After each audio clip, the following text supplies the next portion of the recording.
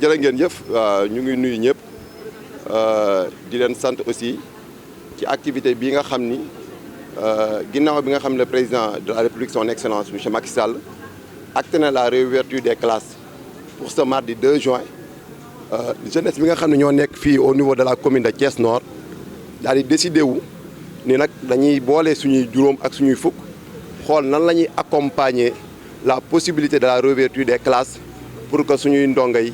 mën a dem jàng ci anam yu mucc ayib loolu nag taxoon ndaw yi nga xam ne ñoo nekk fii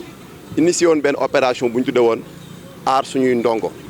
ñu ne woon nag dañ koy def ci ñaari phase première phase bi moo doon dañuy jug dem ci école yi parce que bi école yi tëjee ak léegi def na ak diir donc war naa am ay réglages yoo xam ne war nañ ko def foofu muy nettoyage bi ñu daal di dem samedi bi ak dimanche bi jël 2 journées yoo xam ne opération de nettoyage la woon ñu dem la CEM Amadou Koli Diop dem la CEM Ousmane Ngom dem école élémentaire Jules Sagna école élémentaire Moundiaye Thiaw également dem école élémentaire Amadou Baro Ndiéguène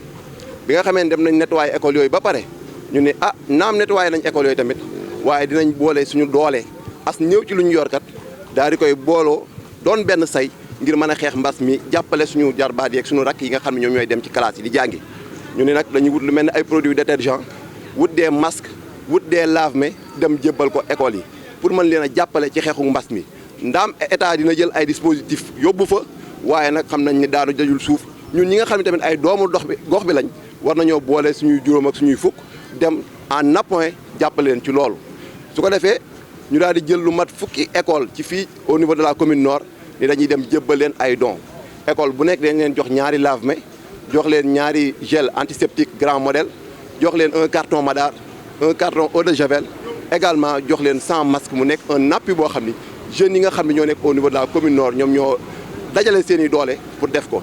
jeunes yooyu nag nekk aussi sur la mouvance présidentielle maanaam muy parti politique yi nga xam ne ñoo composé la coalition Benno Bokk Yaakaar également ak mouvement de soutien yi nga xam ne ñoo nekk fii ci Thiès di soutenir les actions du président de la République ñoom ñoo ñëpp ñoo dajaloo nekk benn say daal di def opération aar suñuy ndongo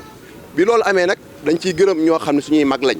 accompagner ci dès le début parce que bi ñu jëlee initiative boobu rek si lañ ñëw ni nag ñun duñ des seen ginnaaw dañ leen gunge ku ci mel ni notre responsable Pape Malick Sow notre responsable Cheikh Ndoye mais également l'ensemble des jeunes yi nga xam ne membre lañ de la mouvance présidentielle ñoom ñëpp jël seen i cotisation tegale ko tamit ni dañuy matale opération bi di gërëm tamit certains responsables yi nga xam ne tamit bi ñu yëgee opération bi xaaral ñuy solliciter leen mais ñëw nañ jël seen doole dugal ko ci ku ci mel ni excellence ambassadeur Maguette Seye bi nga xam ne mu ngi ba France mais bi mu yëgee initiative bu noble bi dafa par son représentant monsieur François Sall daa jël ay kits sanitaires ay bac lave-mains daal ñu koy jébbal jàppale ñu ko ci di gërëm également le président Abdoulaye Dièye Siggi Jotna bi nga xam ne aussi il nous a appuyé avec une enveloppe financière conséquente di gërëm aussi également l'ensemble des jeunes yi nga xam ni ñoo nekk au niveau de la mouvance présidentielle fii ci Thiès donte nekkuñu ci commune nord aussi nekk ci yeneen communes yi bi ñu déggee action bi ñoom ñëpp dañoo bàyyi seen yite ñëw ànd ak ñun si activité de nettoyage yi pendant ces 2 journées également di gërëm l'ensemble des jeunes de Thiès pour dire parce que si ñu ndaw yi nga xam ne aussi tamit ñoo nekk ci opposition bi maanaam ci kujje gi tamit ñoom it gis nañ seen i ndaw bi nga xamee ne commencé nañ opération nettoyage ñu xam ne lii kat action citoyenne la ñu dagg seen i yitte ñoom it ñëw jàpp ci donc ñu ngi gërëm ñëpp di sant ñëpp lii nag c'est un acte premier boo xam ni les jeunes de la mouvance présidentielle teg nañ ko mais dañuy gunge suñu ndongo yi ba mbas mi jeex ak jàmm ñu dem daal di jàng ñu ngi ñaan nag li nga xam ne mooy suñu objectif mooy 0 cas dans nos établissements scolaires sunu ndongo yi daal di dem jàngi te mbas mi du leen dal ñu dugg ci bismillahi rahmaani rahim génn ci alhamdulilahi rabbil alamin def examen ci jàmm Sénégal am jàmm yàlla muccal ñu ci mbas mi génn ko ci réew mi génn ko ci àdduna bi parce que nag ku wax coronavirus wax sensibilisation d'abord parce que moo ci ëpp solo boo gisee sax def nañ ay prospectus de sensibilisation yoo xam ni dañ koy bëgg di ko taf ci salle de classe yi ak ci buntu classe yi su ko defee élèves yi xam mesure barrières yi nga xam ni les professionnels de la santé ñoom ñoo ko édicté ci loolu weesoo tamit ñun lii maa ngi koy wax tout à l'heure c'est le début d'un plan d'action boo xam ni on l'a élaboré pour gunge ndaw ñi ba keroog ñuy def examen yi ba génn ci jàmm donc lii c'est le début mais après c'est un processus boo xam ni dinañ toppaat école yi xool ñun tamit nan lañ mën a ñëwaat en appoint sur la sensibilisation surtout parce que xale xamul dara surtout ñi nga xam ne ñoo nekk ci école élémentaire yi donc nan lañ leen di gunge ba ñoom ñu daal di jàng d'une manière sereine te nag mbas mii ni coronavirus du leen dal loolu mooy suñu objectif bi daal mooy comme je l'ai dit tout à l'heure mooy 0 cas dans nos établissements scolaires. La jeunesse de la mouvance présidentielle a eu cette initiative de procéder à 2 activités majeures dont la première consistait d'abord au nettoiement des établissements pour que ces établissements soient aux normes lors de la reprise le 2 juin. Et par ailleurs, la deuxième activité consiste évidemment à la remise aujourd'hui des kits qui consistent donc à entrer en 3 lignes avec les gestes barrières. Comme vous le savez, pour contenir en tout cas cette pandémie de Covid-19, il va falloir que des mesures soient prises sur le plan sanitaire pour permettre à nos élèves de pouvoir suivre les enseignements dans les règles, mais aussi de préserver leur santé. Dans ce cadre, donc, la jeunesse de la mouvance présidentielle donc, a eu à réunir leurs moyens avec des participants aussi